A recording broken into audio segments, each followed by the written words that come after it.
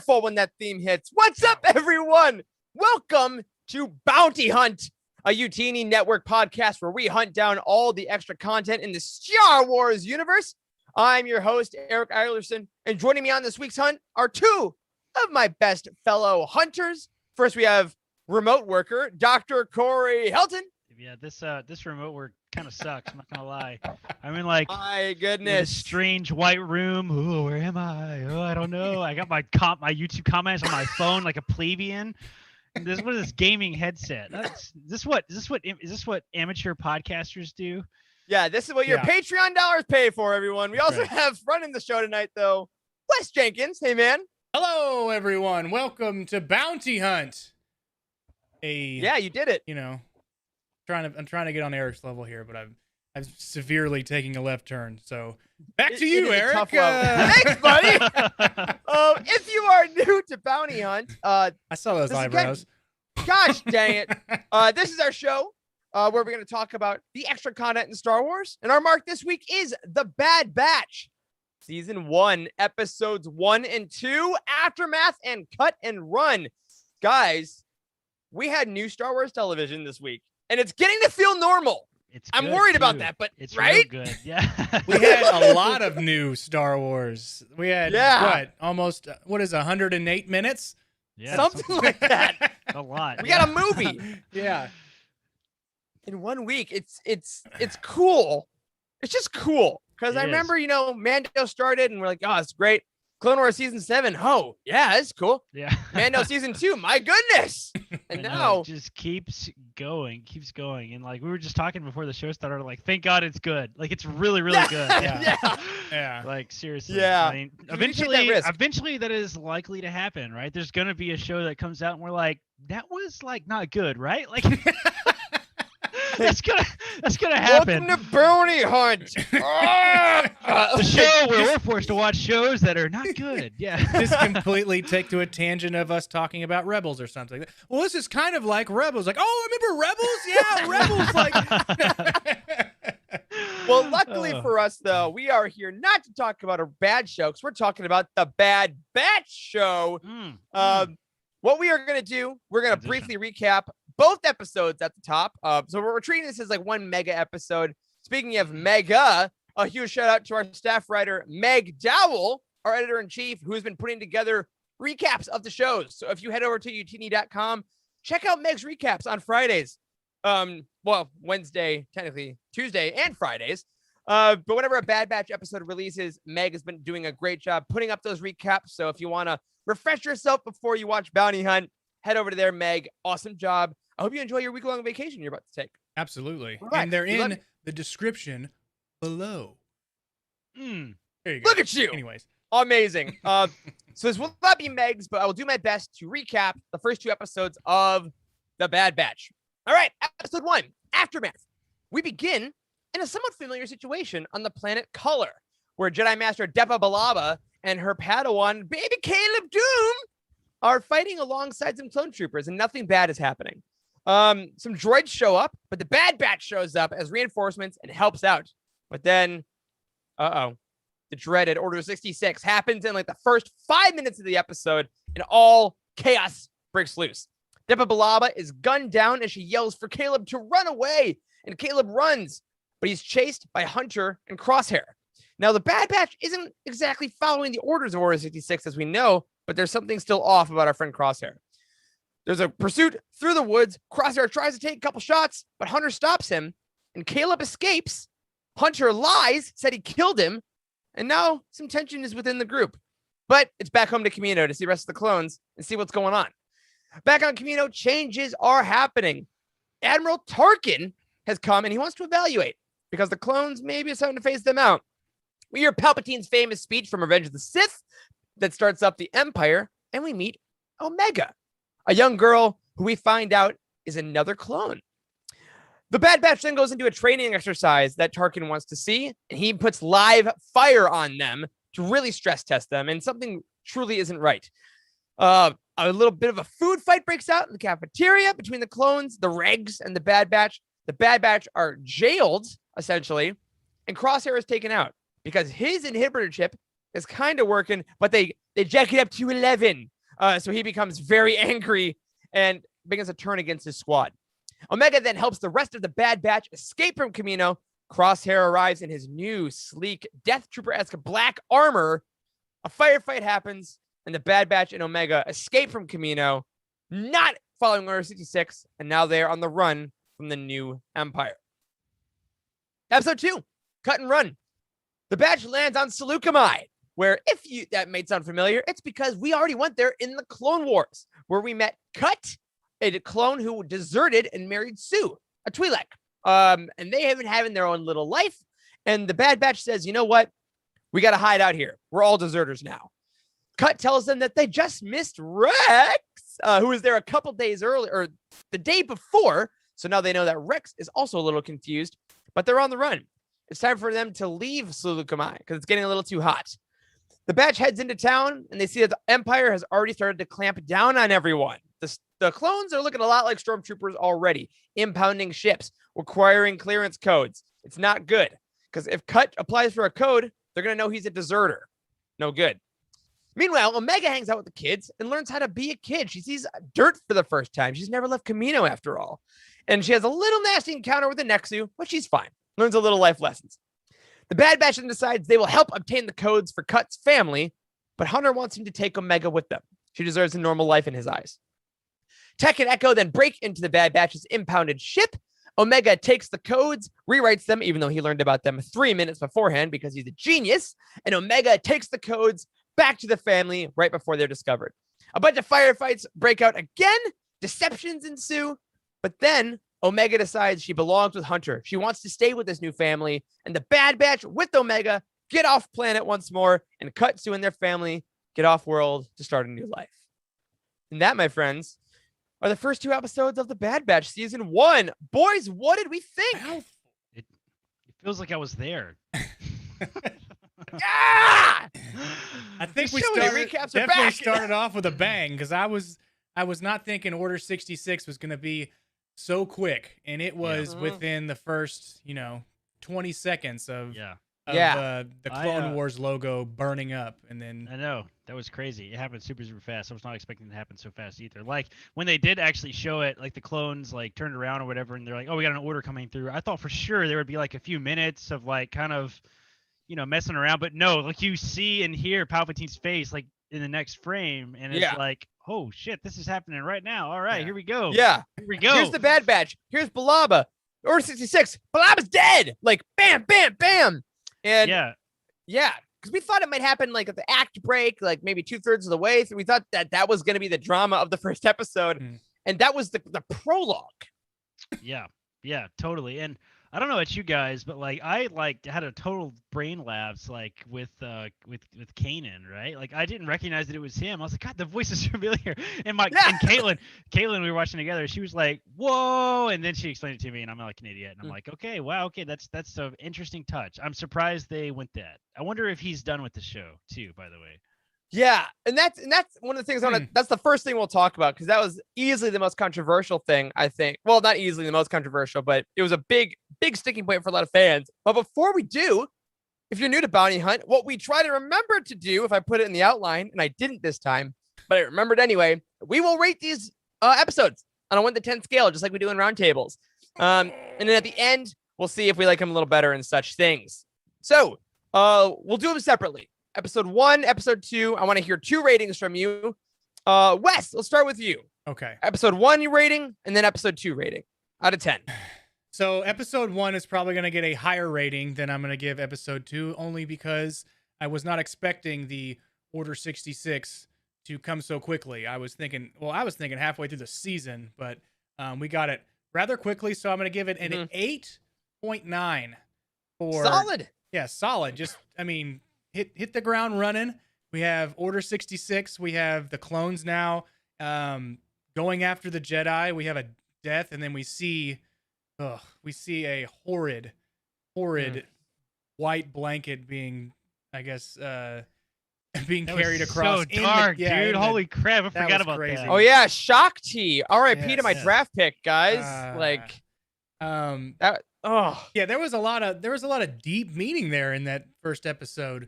But We'll do episode 2 next round. So Corey, what do you think about Episode episode 1? I would give episode 1 like a 9. I think. Like I really enjoyed episode 1. Like you guys know, I absolutely love Order 66 stuff. It's fantastic. So I was really pleased that they. I'm really less interested in Order 66 as much as I am interested in like in the quick aftermath of Order 66, and that's what the whole episode was, right? So it's like, I absolutely loved. We'll talk about it, but I absolutely loved that like they didn't just like immediately go on the run. Like the whole theme of this episode was like, what the hell is going on? Like I love that they like walked into like chaos happening all around them, and they're like sort of observers to it. That was a very interesting stylistic choice, I think. So I loved that. That was a ton of fun. So a big fan of this episode. Yeah, I'll be right around there with you guys. I look at the IMDb rating sometimes, and episode 1 had like a 9.2, and I'm like, that's exactly what I think. Like a 9.2 is where I'll put it.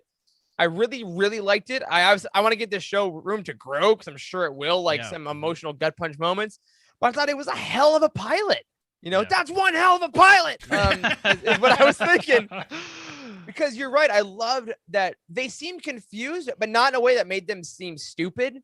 Because like we know so much as an audience about what's going on. So I thought they balanced that really nicely. It had enough callbacks to like, the droid from the Fives arc was there, which is really cool.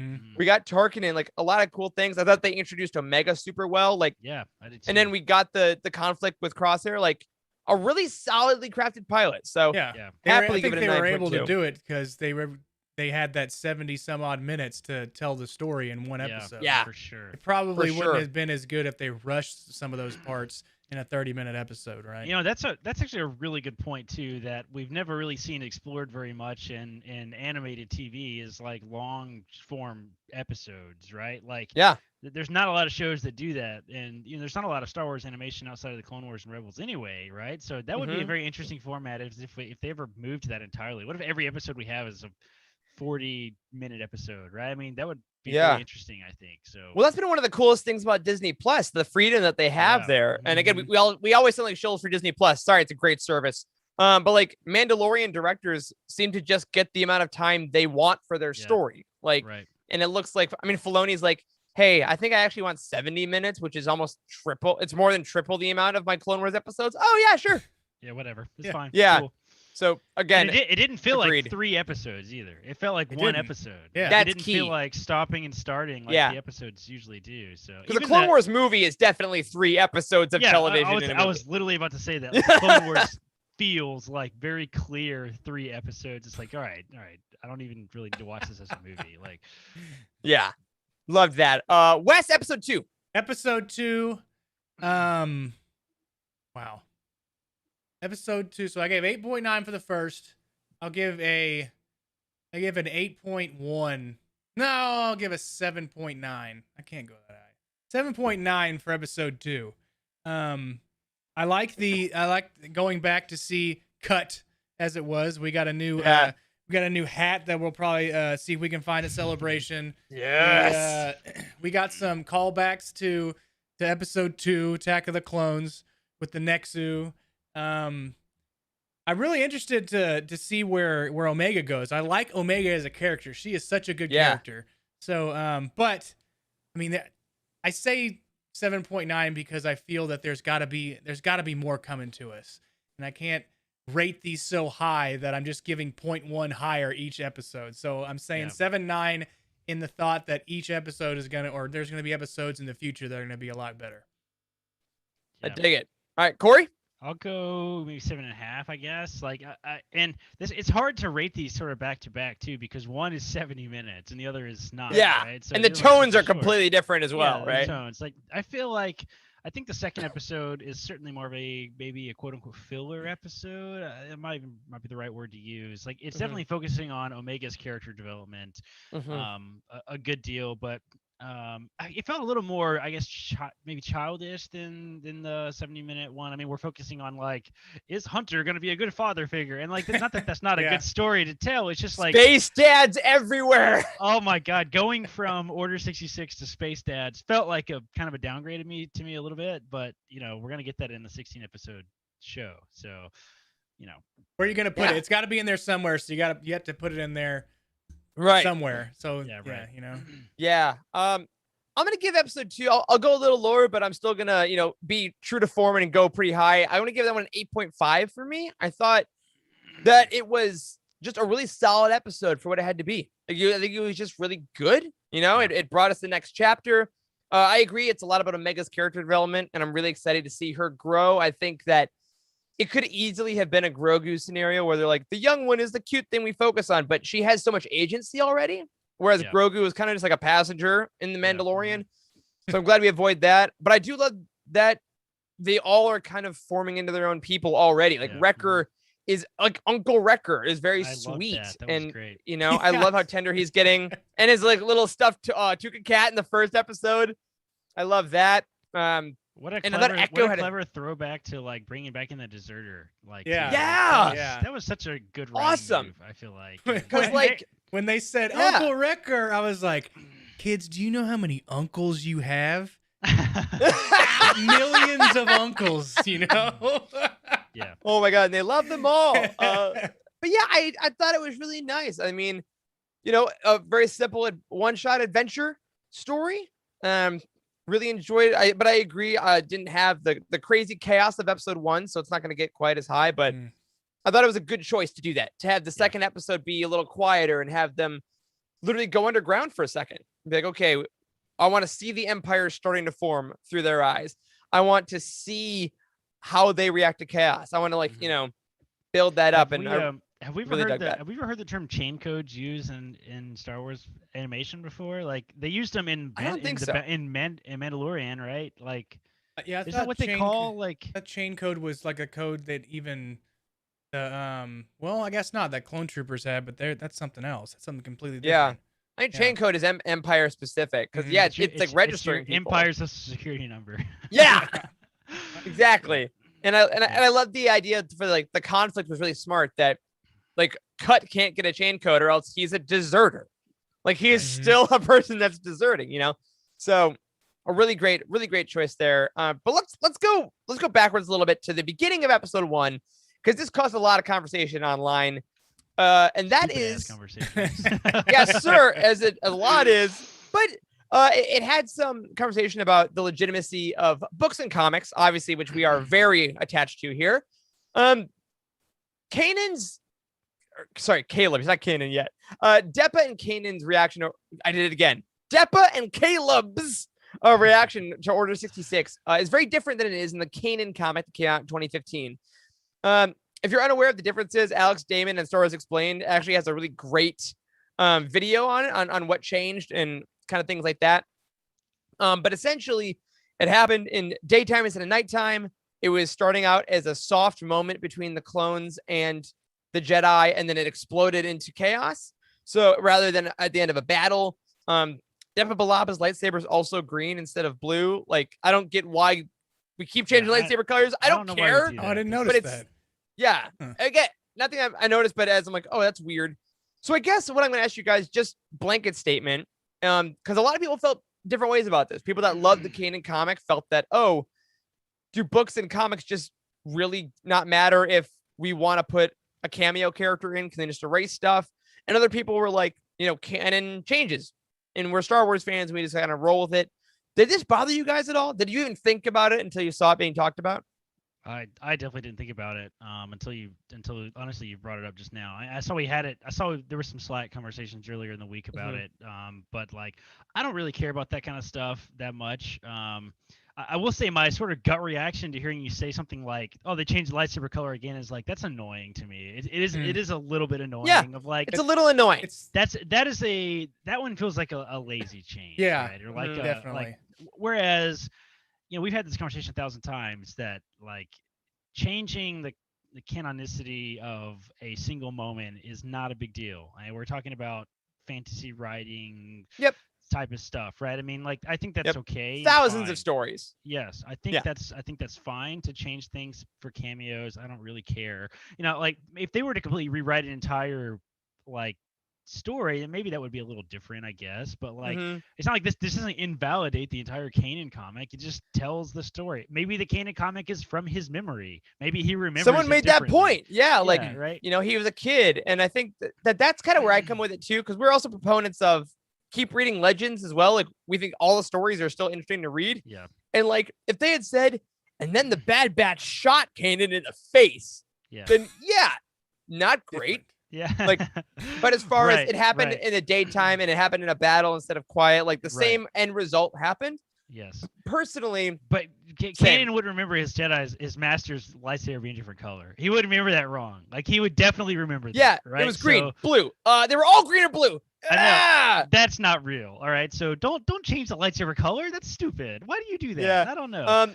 But Emma in the chat is actually making a great point that on this week's episode of the Cosmic Force live on YouTube Wednesday evenings at 8 p.m. Eastern, they had a really good chat about it from comic nerds specifically, right? That are like them on that show. That's a horrible sentence. Them on that The show. them on that show. They love comic books.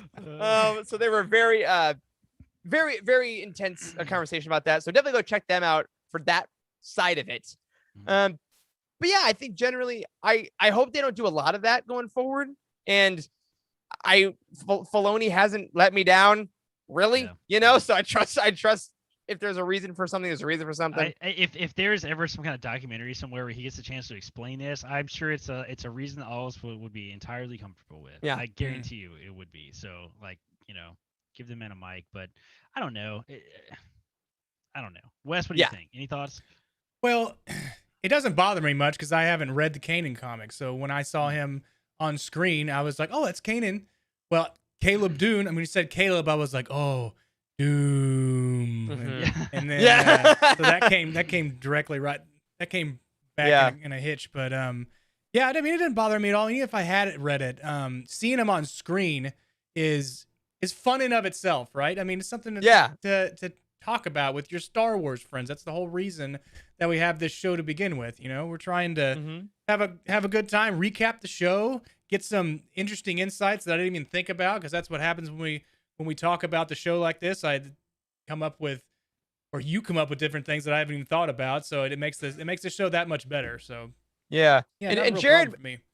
Yeah, Jared in the chat makes a good point. He says the dialogue is apparently nearly word for word between the show and comic, because he reread the comic yesterday, which I think a lot of folks should do. Pick up the comic. It's good from what I remember. Get that Marvel Unlimited subscription or whatever you want.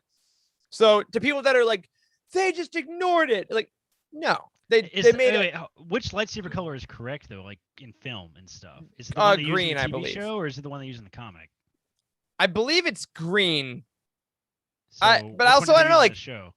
Also in Attack of the Clones, Anakin and Obi-Wan pick up random lightsabers in their arena attack. So who's to say? That's a good point. Yeah. Yeah. And as someone, I love crystal lore. I love lightsaber lore so much personally. And I'll get over it. Correct me if I'm wrong too, but I believe the Kanan comic was one of the early comics too, wasn't it? Yeah, 2015, like right early acquisition. We're talking. Yeah, that's very early acquisition stuff. I think everything like 2015 and earlier gets a pass too. By the way, like that's kind of how I feel. But like, yep, I definitely think they've done a better job of being clear with canon and stuff. Like we have the whole Rey met Poe in the books thing is kind of a who gives a shit. All right. Yep. I think it's fine. That's my opinion.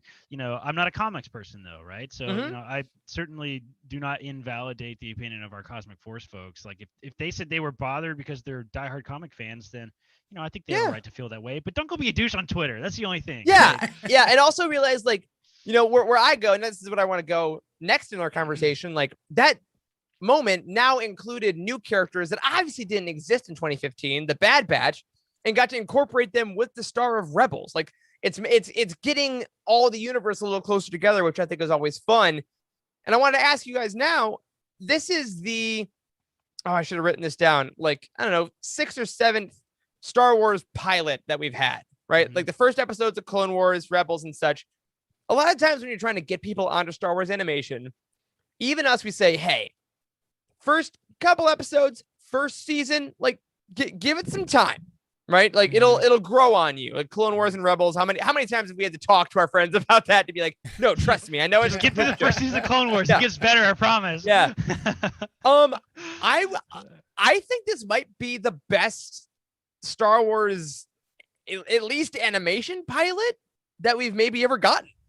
I would maybe agree with that. I mean, I don't know where it would compare in like season 7 of Clone Wars. Would you consider that to be a pilot? I kind of. Oh no, I'm talking introduction to a series, like maybe because they are treating this as a like they say the characters' names 18 quadrillion times in the first episode. Yeah, like they did. You can jump in. That's true. Yeah, that's true. You can't jump in. You may need to know what Order 66 is, but maybe not actually. I mean, there was so much context of like Order 66 is the one where they killed the Jedi and clearly things are changing all around us. Like that was done really well. So maybe as a jumping in point, it is pretty good. As a pure quality standpoint, I thought the pilot was phenomenal. Like, yeah, absolutely phenomenal. Like it was up there with Mandalorian for me. I thought it was really, really good pilot. I still feel like this is an extension of the Clone Wars, though, right? It's the same animation style. Yeah. So I wouldn't typically put it up against the Clone Wars as, you know, trying to compare it to Clone Wars Rebels. It's definitely better than the Clone Wars pilot. Yeah. Yes, yeah. I'll agree. I love that. Although I like how they literally like this isn't Clone Wars to the point where they burned the logo away. Yes. I was hoping you would bring that up. That was totally unnecessary. I loved it. We're done with it. All right. I thought it was hilarious. Like they showed the logo and I was like, oh come on! After all the crap that everybody was yelling about online, they're like, this is not the Clone Wars, not the Clone Wars. And like it's the logo. Then they burned it. I'm like, all right. All right, I get it. All right, I get it. All right, Dave. Fine. Yes. Also, real quick, on the last thing on the Kanan thing, Cheryl put a great point in the chat I hadn't even thought about.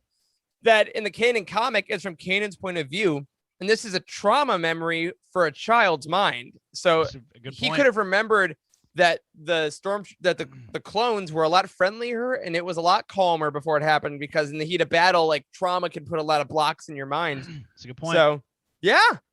Very dark, but absolutely possible. But yeah, I thought they did a really nice job in this pilot. Like I said, introducing the characters because I assume 99.9% of the people watching this have watched The Bad Batch in Clone Wars season 7 already. But I thought they did a great job of. You know, I would actually. Sorry to interrupt. I would actually disagree with that statistic. I bet that.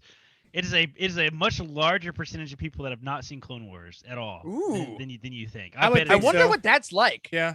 I don't know. That's why I was trying to answer your question about the quality of the pilot from the perspective of like somebody that's totally new because I mean I can tell you just like thinking about it logistically, committing to watching a brand new TV show that launched directly to Disney Plus versus 7 seasons of an already existing show is not like people are way more likely just to start something fresh. And there's a lot of stuff on Reddit too and online about like, can I start with Bad Batch if I haven't seen Clone Wars? And people would advise them and stuff. So they get a great jumping off point too with the Order 66 just situation in itself.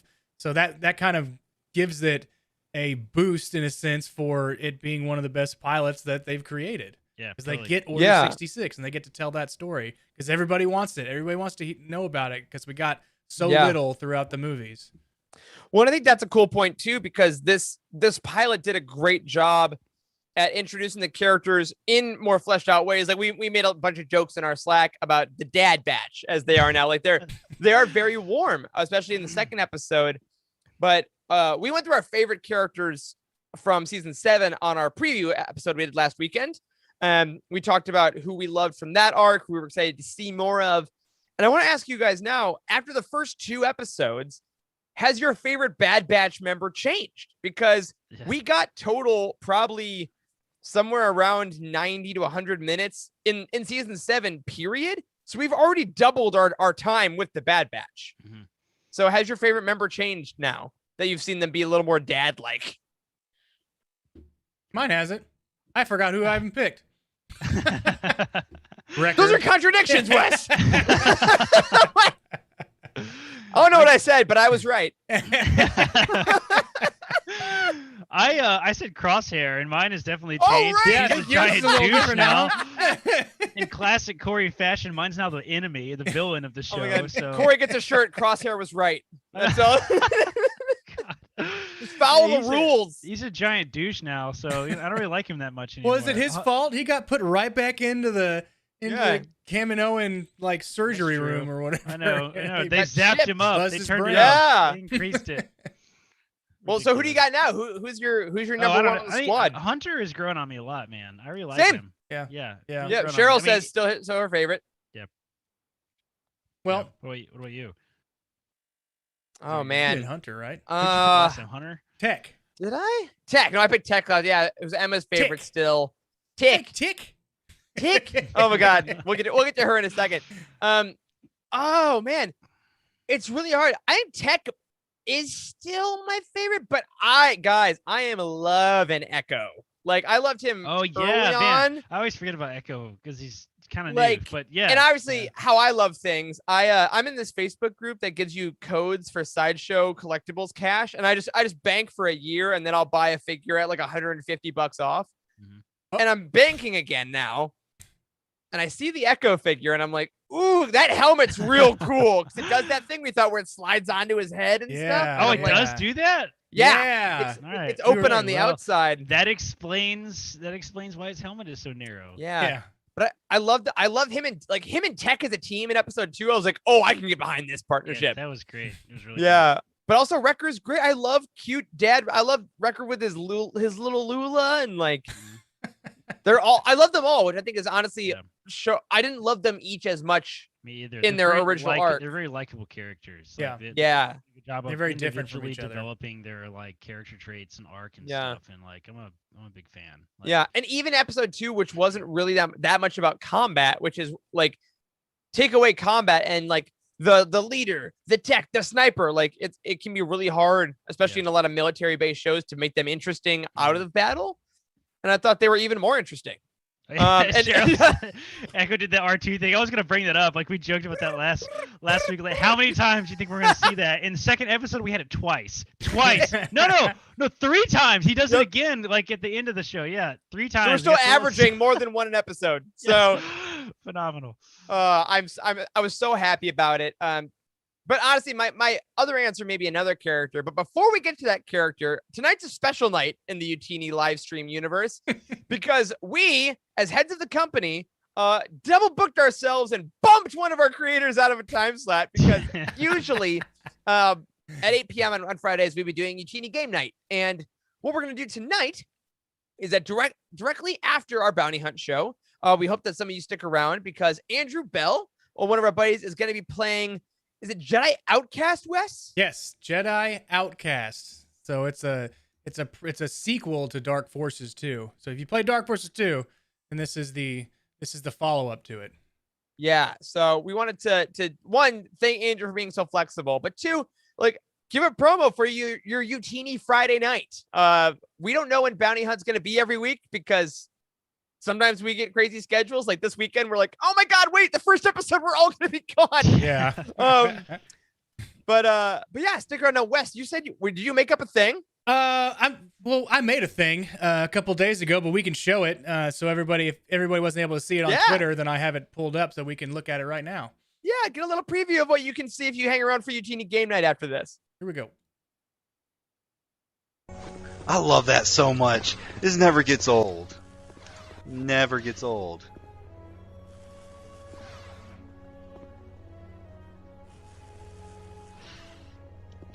So. And you can ask Andrew to write your name on the wall. That's right. If you join. Can't really draw that well.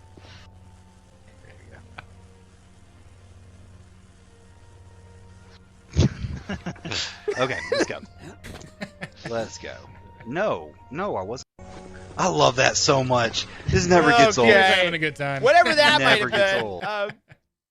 That's one of the things that I think was missing in Jedi Fallen Order was being able to really just draw with your lightsaber on anything you want. So hang around after the show tonight to see Andrew draw some names and shapes with his lightsaber. And Listen, we all know what he was drawing, right? We have to just go No, there. we don't. Nobody knows what he was drawing. Only on Patreon, baby. But all right. there's no way to possibly guess what he would be drawing. There is not. That is a fallacy. A fallacy. Yes. But now back to Bad Batch. We have a question for the hosts from our very own Cheryl Bell, which we talked about during our Patreon watch party, which we haven't mentioned yet. We watched this with our patrons on Tuesday night. The pilot. It was a great time.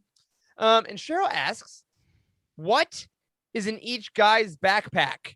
Do we think now?" She says Wrecker's backpack is an air fryer, and he makes chicken wings on the go. So I think that's definite. Tech. The pilot taught me anything. Tech has about 83,000 bombs because he was just no. slinging them. It's just a backpack full of cords that don't go to anything that he has. He's that friend. Because one day you're gonna need that cord for something. He's got micro USB and micro HDMI, but he's never used any of those. You're not even sure why he has those cords. They're all just like tied up in a knot. Oh my god. I think Echo just has a copy of The Old Man in the Sea. Oh god. That's it. All right, we're gonna see what our audience is. If you like that joke, if you don't get it, copy of iRobot or whatever. Just to be like, is it me? Is that who I am? What would Hunter have? You know what? After episode 2, Hunter has like snacks for Omega. It's just juice boxes and animal crackers. There's a parenting book in there, probably. Yeah. How to be a parent, but also kill things. That's right. By Anakin Skywalker. He has boxing gloves and like a dirty sweatshirt because he's Rocky. Perfect. We Another nailed knife. it. At least one additional knife because he seems to always keep pulling knives from random places. Yeah. A lot of knife places for Hunter, which I enjoy. But I gotta say the character that I do think I enjoy the most, and I'm really glad because on May the 4th, I did buy this character's Funko, as well as the Funkos for all the Bad Batch. For a full list of what Eric bought on May the 4th, tune in to Living Force this Monday night. I will show you. It's a lot. Omega, new character. Yeah. She was rad. I thought she was great. Such a mystery too. We still know nothing about her basically. Like she Yeah, seems to be like a clone. She has some superpower, and we haven't quite figured it out yet, which is awesome. They laid those seeds for us, Corey. Yes, they have. They have laid the seeds, but I still can't quite figure it out. Like any theories? You want to speculate a little bit? Ooh, yeah. Go Wes. I listened to Force Toast on the way into work today, and and wasn't Alice. Laura said, who I met 2 years ago today at a bar trivia. Nice. Laura said, and it blew my mind, that she thinks that Omega is a Force-sensitive clone. That is exactly what I thought. Yep. Interesting. I think so. I that is not my Crazy. theory. My theory is that she has some combination of all of their abilities. Ooh. Yeah, like because we've seen her mimicking Hunter. Right? Oh, yeah, Wes, can you throw up that little thing that has her mimicking Hunter for me? Because, I noticed that. Charlie noticed that. She's like, oh, she's watching them, and she's a mimic. But this meme, I think, is the special I didn't even notice any of this. Yeah, I totally did. Well, actually, you know what? Out of these pictures, I think the only one I totally noticed was the bottom right one. This one here? Yeah. I watched that one, and I really thought she was gonna mimic like Tech in the second episode, but she didn't. I guess I don't think she did. But anyway, I thought I think she's gonna be some combination of all of their powers, and the fact that she's a female is somehow a result of that. That's my theory. Because it takes 5 dudes to be as good as one woman. I'll buy that.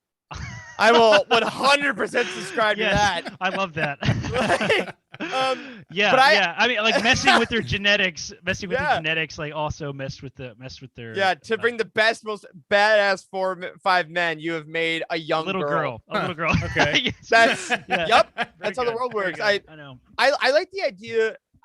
There's a couple ways I think it could go. Right, like one, she's mimicking him because of an emotional tie, which I think is a beautiful storyline. She's obviously the one he's the one that's closest to her, obviously. There's scene in episode 2 where she says she wants to stay. I thought was really nice.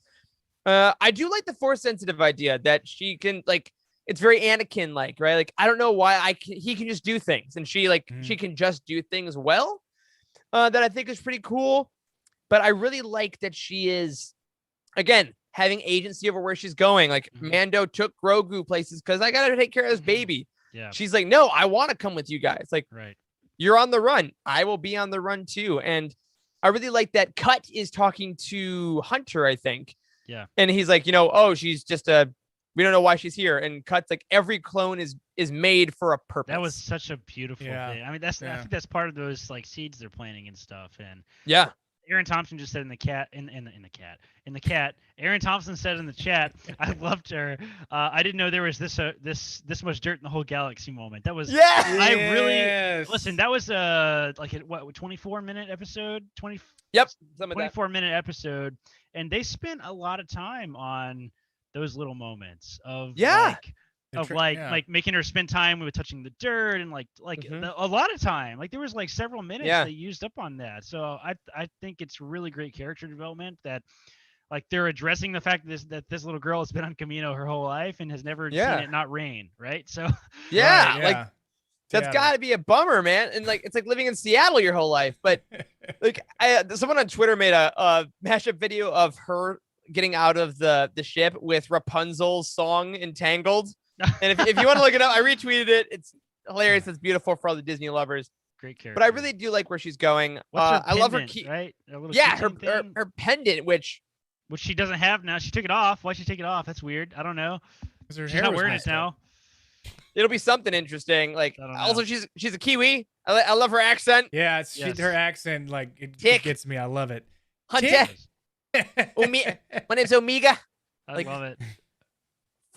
Phenomenal. We have another screen share we can throw up here. Yeah, let's throw up another thing about Omega. I just read now and it's freaking great. How the whole fandom basically felt I think that pretty much protect Omega at all costs. Oh man, strong. If anything happened to her, I would kill everyone in this room and then myself. Hilarious. Now I do hope, despite the meme, I think this is funny and good. Grogu did. We've talked about this. Grogu got a little much as far as the meme culture and the adorable Agreed. babies. I'm officially tired of Baby Yoda. I can say that like now at this point. Yeah, but I feel better about where Omega's going because she's more like a little more in touch, and I'll be honored to have her Target exclusive Funko that'll arrive sometime in July. Yeah. So yeah, very much fans of Omega. Another character, Tarkin. How about Tarkin being in the episode? Yeah, dude, Tarkin is rad. Scary. He gave him, scary, man. He's admiral, right? He's an admiral, so he has admiral now. So Moffs aren't a thing yet. I don't think. What was he before? Since the last time we saw him in Rebels, or did we see him in Clone Wars in season 7?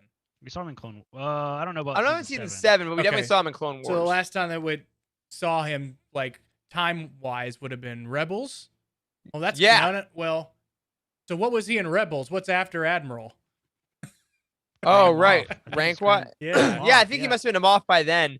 Yeah, Grand Admiral was the only other position above Admiral. Yeah. In the Navy or in the like Star Wars Navy, not like real Navy, but like Star Wars Navy, like Grand Admiral is above Admiral. What about Commodore? Where's Commodore? Commodore is above. Commodore's below. I think it's below. Commodore's below. Okay. I looked this up because it confused when I was listening or reading the Thrawn books. Thrawn, yeah, exactly. Because I would assume that as of right now, Mr. Funny Buzzy Slippers, as Cheryl says, and as Charlie loves to say, he is still, I think, going by his Clone Wars rank because we're still like Order 66 just happened, so I think we're still going by Republic ranks. He does still frequently go by Governor Tarkin too, like. Because he gets made governor of the sector. Yeah. Well, he had some clout, right? So he had some. Oh yeah. He walked in there and was like, "Listen, this is how it's going to be. Listen, this contract is bogus. We're out. If we don't want to pay you anymore. If they have I found a loophole. You signed a contract with the Republic, but that shit don't exist no more. Now we are the Empire. What a flex. I'm gonna use that as my employer. Baby? Just rips the data pad in half. You're like, how did you do that? You got a problem with that? Talk to my lawyer. Yeah. And he's like, no, live fire. Hey, not a great idea. Live fire on all the clones. I'm like, what the hell was the point of that? What was the point of that? What was he trying to do? Intimidation. Power. Like, I think Tarkin has wanted to flex from the day he was born. There it is. Whoa. All right. You want to read it off? Adam just put it in the chat. Yeah, Adam just educated us a little bit. So lower, starting at Captain, then up to Commodore, then Rear Admiral, then Vice Admiral, then Admiral, then Admiral of the Fleet. There you go. And then would there Okay. be Grand Admiral after that? Maybe this Adam Maybe. is well. I guess I don't know if he's civilian now, but he was in the military Okay, in so he Australia. knows. So yeah, Yeah. he would. I trust his believe. logic there. Thank you. Yeah. Okay. Great question from Cheryl. Yeah. Had this thought while watching it. So Camino obviously still going. Camino literally never talked about outside the prequels ever. That's true. So the question Cheryl asks, how soon until Camino gets destroyed by the Empire? I don't know. Good question. Oh. Because I think that might be, you know what Filoni loves? Sieges. Yeah. it Like does. every animation season ends with a giant siege of a planet. I think Camino's going down this season. Right. Yeah. So the Kaminoans too are like apparently not clearly sided, right? No, Like, in, they're business people. In the Clone Wars, they're like they kind of seem evil, right? Because they're all like pro Order 66, trying to hide that from the Jedi and everything. But like now that one medical scientist like saved Yeah. the Bad Batch there at the end, right? So like, whose side are they on? I think they're on the side of the highest payer, I guess so. Right? Yeah, and then Yeah. How big existence your- eventually. Pocketbook is. Dude, totally. And I think that like Palpatine knows that too. So I think that there has to be part of his plan because he plans everything meticulously. That would eventually be like Obi-Wan accidentally made it to Camino, right? He found the saber dart. He was never supposed to get there. So I think that Palpatine is like, okay, there's no way we can risk anyone getting back to Camino ever again and finding any of that like lines. So I think he's gonna like obviously the Death Star isn't ready yet, but And it I doesn't think sound, destroying the facility is 100% what's going to happen. it doesn't sound too hard to get rid of it either. It would just sink into the sea, right? So you could Yeah, just like 4 platforms. No, It's I like think you gotta- they Not do hard. address Camino does exist in Legends. I'm pretty sure. Jared, you can correct me on that, but I believe that Camino is. Please a thing correct in him. Legends. right now in the Like- chat. Yeah. I think it's mentioned. like, Yeah, no, several times, I think actually. you're right that- Specifically, remember the Legacy Yeah. of Force series when talking about Boba Fett and his like. Boba Fett's like aging thing, and they went back to Camino or something like that. Like it's in Legends, but I think you're right. In canon, it's not been ever addressed. So, Yeah. you know. I think destruction in the facility is absolutely probable. I mean, they're not going to glass the planet, but Yeah, Cheryl, to it answer your does question, exist I in think Legends. within this Hold on. season, I think within Yeah. this, yeah, it does. So, Yeah. But speaking of the whole season, Crosshair's betrayal in the first episode, not the most surprising thing in the world because he talks like a snake, and which is great. To be clear, it's just very intentional. He is clearly the antagonist now for the crew. He is going Yeah. after them. His chip has been activated. Mhm. Do you guys think he is essentially the big bad of the series? Do you think that he's always chasing them, or do we think that we get a? Oh man, I don't know. Do you think that he gets fixed 6 episodes in and then joins back up for the remainder of the season? Something. I think that one. I mean, this show is 16 episodes. I Yeah. don't know that Yeah. they can make him a big bad for 16 episodes. I think we're gonna have something else, and I have no idea what that's gonna be. Like, Which is I'm so exciting. I'm still a little surprised that we addressed Order 66 so quickly. I know we all sort of agreed that was probably gonna happen, but like, I don't know. I guess part of me didn't really actually believe that because now we're well past Order 66 and. Mhm. Now what, right? I have no idea. Yeah. They're on the run. Oh, and of like- course, in my recap, I didn't even mention that we went to Onderon and met Oh, Saw it's Saw Gerrera. Gerrera. Yeah, like, totally. who Yeah. again legally has to be in every Star Wars property. So there we go. Check. I loved how much of the trailer too that we saw was in the first episode. Like it was Saw. I was like, oh, Saw's gonna be a big part. Nah, probably not. Mhm. Yeah. Like, Eh. he might show back up, but Maybe later. I really thought when they said that they were going to go see their accomplice or whatever, it was going to be him. That's what I thought Yeah. they were going to go see. yeah, no, I thought that was totally possible. But he spent a good time there, and obviously that's where they realized that the Empire was sending probe droids and spying on them and wanting them to kill innocents, and that's why they eventually obviously left. But Crosshair's defection is interesting because he was still okay with some of that even before his chip got activated. So there's stuff to work on. Yeah. Yeah. I think that Crosshair, they put him into service, if you will, to track down Jedi in say Ooh. the next couple episodes, and you see him That's like cool. use it, but then That would be a fun arc. But That then would be they fun. find Make him out- like with the Inquisitors or something. Yeah. Yeah. they find out that the Bad Batch is becoming a bit more of a nuisance than they want. They're in there trying to re-infiltrate, or they're trying to, screw up their whole system and the Imperials. So then they're like, you know what? Crosshair knows them a lot better than anybody. So let's have him, form a team like a Justice League. Oh my gosh, dude! Crosshair gets because that also begs the question though that there's so much Filoniverse to work with, right? We've had 7 seasons of the Clone Wars, we'd have seasons of Rebels. There's characters that we can pluck, like Cut. Like I think I agree. Like what we said earlier, it was a great idea to use him. We know Rex is coming in through the trailer. Those slavers that Anakin and Ahsoka ran into, we're gonna see them. Do you think there's a line where there might be too many cameos, or do you realistically think that like let's play the greatest hits? Let's see a lot of the old stuff. What do you think? I'm all for as many cameos as they can throw in. I don't care. Sweet. Man. Like me too. I just want to ask the question. If they ride it into the story and the story like runs smooth and runs well, then I'm all for it. Yeah, I'd love to see. I love those callbacks. I mean, listen, there's probably some term for this in literature, right? But like we know the characters that we know because they're important, right? So like when we're learning more about the state of the galaxy and the state of the rebellion, like of course we're going to run into the leadership of those types of things because they played enormous roles in these critical like turning points in galactic history. So I don't think it's unreasonable at all that we run into Saw Gerrera or we run into Caleb Doom, right? Like I don't think that's unreasonable. Or like some really important sympathetic politicians that are still alive in this era. Yes, exactly. Who we already have character models for. I would Who could you be talking about, Eric? I would really, maybe this would be a fun question to address. Is anybody you would really like to see? I mean, I would really like to see a like teenage Boba Fett. Maybe like I guess he's not too much of a teenager, but I don't know. We don't have any idea what time they're going to cover. Maybe they'll skip forward 10 years. I don't know. Like I'd like to see a teenage Boba Fett. Might be fun. I would love to see Darth Vader maybe with a brief cameo. Like we haven't. I'd like that. What's Yoda up to? Like right after he leaves and goes into exile. That might be interesting. That's too much. Too much of a callback. Is that too much? I don't know. It might be too much. Yeah, for self-exile, it might be. I mean, I want an entire episode where they just go meet baby Luke Skywalker. I'm just kidding. Baby Luke Tatooine. They just like care for him. They like give Owen and Bruce some like parenting tips because they've learned some stuff at this point. No, we get it. All right. I know Mega is Luke's first kiss, but they're like kids and it's innocent. No, he's like Luke's like 6 months old. No, I'd love to see Bail. Come on, let's be real. I'd love to see Bail Organa. But I don't think they're gonna let him be that high profile. Unless it's like, remember when Bale made that resistance base on Crate? So maybe we go to Crate and meet some early rebellion stuff. That'd be cool. Crate, yeah, that'd be a good call.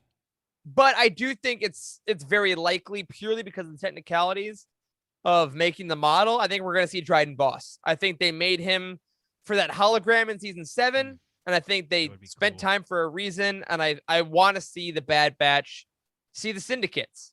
I want them to get into the crime world, and I think Dryden is a character that I loved him in Solo. I like that. I'd love to see a lot more of him. Yeah, there was an interesting little line. I mean, I really have no idea where the show's gonna go, but I did find the line interesting where he's talking to the farmer guy, the deserter. What's his name? Cut. When he was talking to Cut, and he says, "How do you do it?" And he's like, "What? How do you lay low?" And he's like, "You got to go to the middle of nowhere and just do that, lay low." Like, yeah, is that what they're gonna do? Like, I mean, what's this show even about? Like, I have no idea. It's funny because he's like, what are you gonna do? He's like, oh, we're gonna go on a nowhere planet and buy a plot of land. That's all we need. And I'm like, this is what Corey threatens to do once a week in the Utini Slack. Like, this is, guys, I'm just gonna go somewhere. Done. I'm done. I know. Did they talk about where they were going at the end of their episode? I didn't catch it. No. Okay, so not at all. There's that sort of heartwarming moment between Omega and Hunter, and then they jump to hyperspace, and that's it. I have no idea what the hell this show is Rex about. can't be far off, I think, because the fact that they said, I think it was really smart that they didn't put Rex in the second one, but he said, oh, Rex was here, and he said something about the inhibitor chip. Is he in the show? Now, yeah, he's in the trailer. He's in a shot. He was in a trailer. Okay. Okay. So I think now they know for sure that Rex is on their side because of that story. They're like, oh, he knows about the chips, so that's they a don't good have to be point. afraid. That's a good 'Cause point, device. I don't need the "are you good or bad" like 18 times. Yeah. Like, let's just know we're allies. So I think that's coming in the next maybe 3 or 4 episodes. You know, they name dropped him, so yeah. But yeah, I think you're right. There's just so much possibility ahead. Like, this is the longest season we've had. I mean, Mandalorian episodes were a little longer, but they were 8 or 9 or 13 episodes. Like, this is 16 episodes of television. There's a lot of arcs. Yeah. It's a lot of weeks, man. And it I'm was excited. it was a full 33 minutes I saw that was on the time clock for the actual episode. So they're not like 20-minute episodes. Yeah. At least we get Yeah. we get a little length to them. Yeah. So I do have something to add here. And Do it. And bear with me. Eric, I just realized you're drinking beer out of a coffee mug, but let me Yes. stay on my point here. So we just A Batu coffee mug.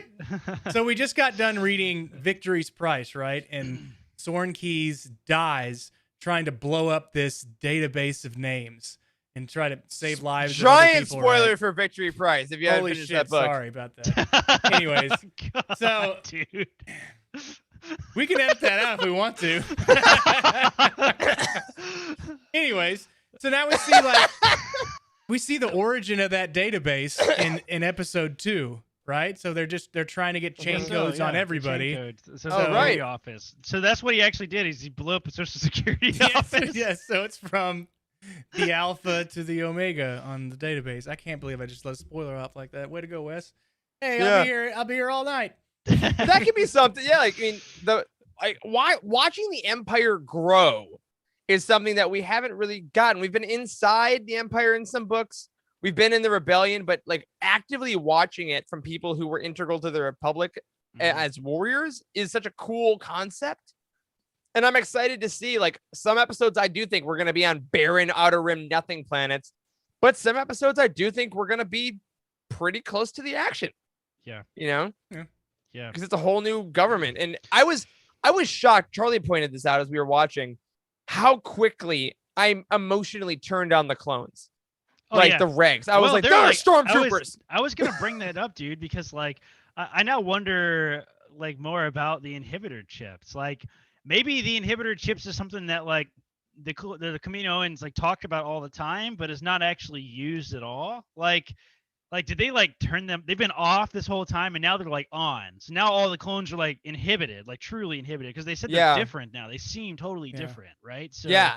that makes me wonder if like they were just well trained to follow orders, but the inhibitor Yeah. chips were like not actually used up until this point. I don't know. It's Like- got to be something along those lines. Because how come it didn't affect Cut? How come Cut's not like his didn't flip a Well, no switch and wanted Jedi. to go? There were no Jedi around there.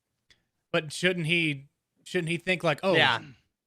I need to go like do my duty, Yeah. right? Maybe you have to be like within a certain radius of like the transmitter to like turn it on. Like Yeah. it's I like mean, Bluetooth. 66 It doesn't work outside of like 100 feet or something.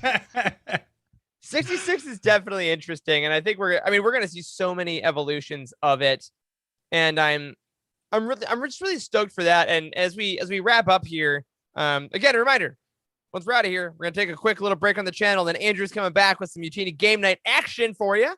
Can we just give a standing/sitting, because we have camera angles, ovation to D. Bradley Baker, because dude is doing like all of an them? entire ensemble I hope every we got episode. a raise for the show. Like, Oh my god! What Like, was the joke if he got paid per character that he did? yeah, I hope like so. give him the friend salary per character, and like, but yeah, they all sound different. They all have unique voices. He's also doing other clones they bring in. He's doing auxiliary stuff. I mean, Yeah. just I think it was Seth Green tweeted that like D. Bradley Baker deserves an Emmy nomination for The Bad Batch, and I'm like, yes, because he's gonna get forgotten. I know. Cool That this said. is the same dude, and none of these Yeah. people are real. So know. just like incredible, maybe one of the best. Definitely one of the best performances in Star Wars history. Yeah. Yeah, he's I like can't wait.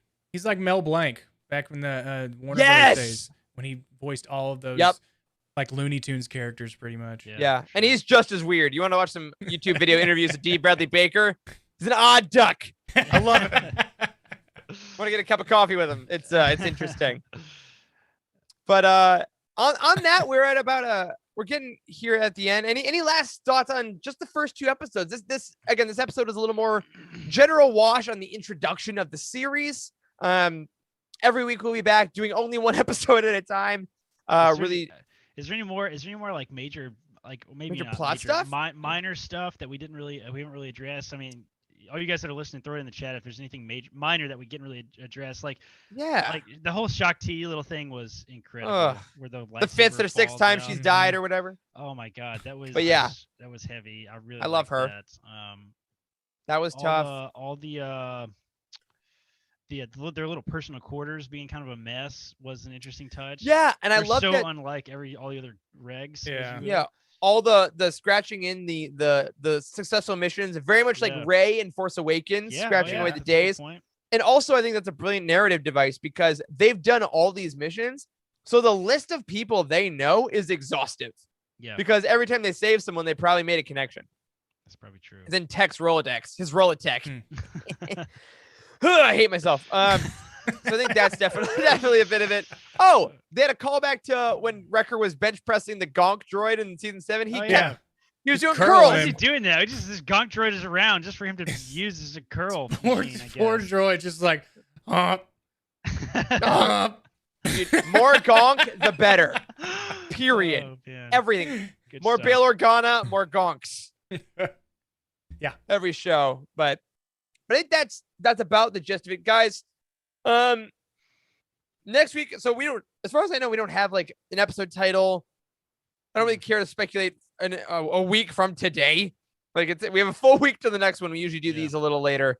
I guess we don't really know where it's going, but let's end on this. What one thing excites you the most going forward in the immediacy, not in the whole series, but just the next couple episodes? What has you the most excited that maybe you hadn't thought about before the series began? One thing I just thought about was, when do they bring in the Inquisitors? Is the Inquisitors going to be, are those just solely for Rebels series, or are they going to bring them in this part? 'Cause this is almost overlapping Rebels, isn't it? Yeah. I'd love it because I want to see Inquisitors in this animation style. Rebels is I want pretty far forward still. Yeah, I mean, it's pretty early. I think it's 980 or BBY maybe. I don't know. There's a good distance there, and also Darth Vader was literally just created. Yeah, right. He has to create the Inquisitor program. So yeah, and it's in the comic. We got some time, but I do think it's possible we might see some. Oh, God, I'm gonna talking about it. Yeah, Cheryl put in the chat. Fennec Shand. We're also gonna see Fennec Shand. Oh yeah. Yeah, okay. That'll be rad. That'll be awesome. I'm really excited to see what happens with Omega. I mean, like, obviously, she's obviously going to be a huge part of the show. And yeah. What's her thing? What's her power, man? I want to know. Omega. I hope we find out soon. You know what her power is? She listens. Shut the hell up. A power none of us have on this show, that's for sure. Exactly. Oh, yeah. I'm just excited. I'm excited to see whether the show is going to go more of like the traditional Clone Wars 3 or 4 episode arcs, or it's going to be shorter one shots. Because obviously the first episode was so long, it was kind of like 3 episodes as far as length goes. This one was definitely a one shot. So I'm excited to figure out what the format's going to be. I think there's pros and cons to both of them, but I'm really encouraged by how emotionally founded the show is. And I probably knew that in the back of my head, but to confirm like how tender a lot of them are without sacrificing their battle abilities, I think really shows a solid foundation for this show. And yeah, you're right though. It's Omega. I can't wait to see what she does and how she views the galaxy, because it's how we would view it. Never been anywhere. It's probably really exciting. Oh, and we didn't show the screen cap of the hat that Charles needs to buy when he goes to Celebration. Sorry about Snowcat and look at that pool hat. Weirdo pool hat. Caterpillar that is looking pool hat. Oh my God. This is my pool hat. That one and Caterpillar looking hat. It's kind of gross, actually. That one and Snoke's heads. We need to find 2 of them. Celebration vendors, get on it. We want hats. I don't care about armor or helmets. I want hats specifically. This show is going to be filled with so many of our favorite characters. Rex, Fennec Shand. It's going to be filled with a lot of new favorites. I mean, every animation property brings new favorite characters. I'm so excited. As a reminder, we will be back every weekend. We'll be doing this live show. Days are going to change. Time's going to change. So if you don't catch us live, these are going to stay up on YouTube. We do have a podcast feed just for Bounty Hunt. Check the Utini Twitter feed. I know we have it there. And I know that in the description of our videos, you can find it if you want to download and listen to us. We will be around. Oh, it feels good to have Star Wars TV back. Definitely. I missed it, and I never had it till 2 years ago. But now I missed it when it's gone. Yeah. All right. Well, all of you in the chat, thanks for hanging out Friday night. Make sure to give Andrew some love as he draws some Bad Batch names only on the walls of Jedi Outcast. But that will do it, my friends, for this week's episode of Bounty Hunt. Keep your eyes out next weekend for our next hunt, and we'll be diving into episode 3 of The Bad Batch. A special thank you to Cheryl Bell, Patrick Ortiz, and Carl Sander on our Jedi High Council, and Elizabeth Cloutier, Jason Mitchell, Freddie C., and Sally and Chris Eilerson on our Alliance High Command for their amazing support. Go ahead and tell us all your thoughts about The Bad Batch in our Discord community at utini.com/Discord. Please be respectful with your spoilers. And be sure to follow the main show on Twitter at Living Force Pod, and all of us individually for our latest thoughts on all things Star Wars. I'm at Eric Eilerson. Corey is at Doc Star Wars MD. Wes is at Boss Wes. And Charles is at C. Hankel. Until next time, gonk! Tick. Gonk! That's all I got, Wes. Take me off. That was quite delayed.